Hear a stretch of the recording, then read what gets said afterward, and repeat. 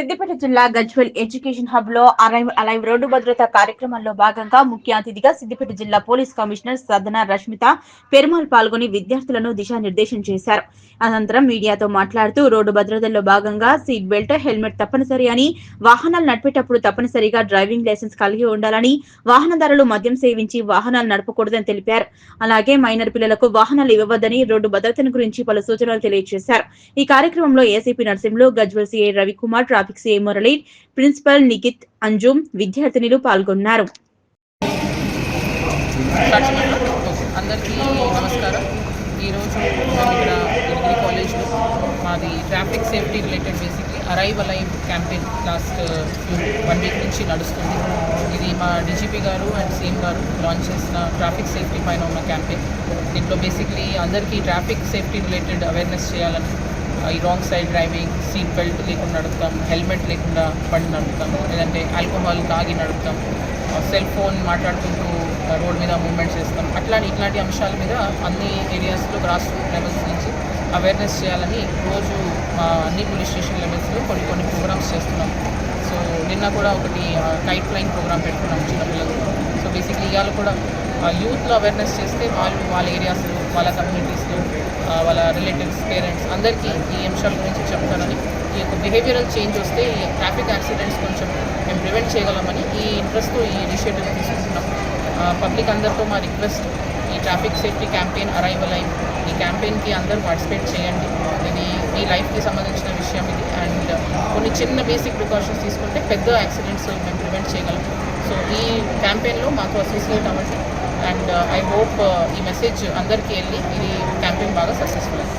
Thank you. మీ personal photos, videos అన్నీ ఆ మొబైల్ ఫోన్లోనే ఉంటాయి.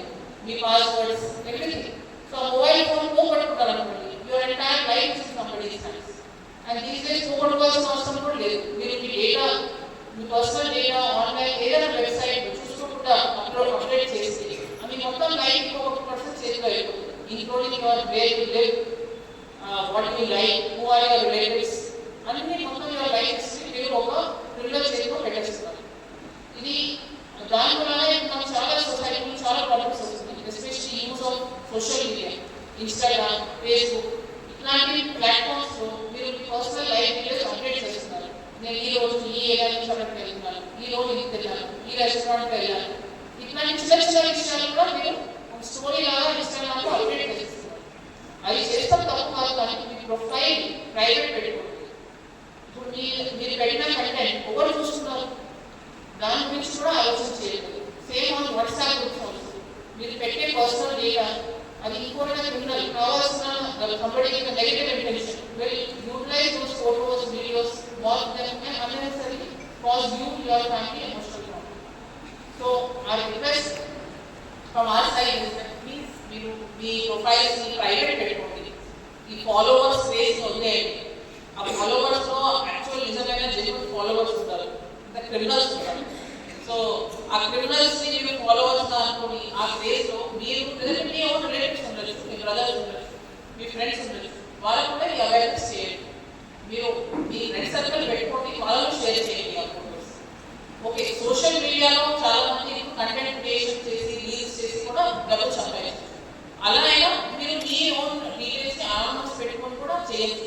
మీ అంత పర్సనల్ డీటెయిల్స్ చెప్పకుండా కూడా కంటెంట్ క్రియేషన్ చేయొచ్చు. దీస్ డేస్ కంటెంట్ క్రియేషన్ మీద కోర్సెస్ కూడా ఉన్నాయి. అలాంటి కోర్సెస్ చేయండి, దాని గురించి నేర్చుకోండి, దాని తర్వాత ఇట్లాంటి ఫీల్డ్స్ ఎంటర్ అవ్వండి.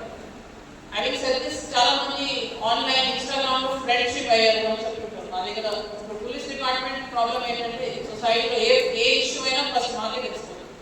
సో అన్ని రకాల ఇష్యూస్ లో ఇట్లాంటి new developments we're seeing many young girls fall prey to this online social media, Instagram, Facebook friends.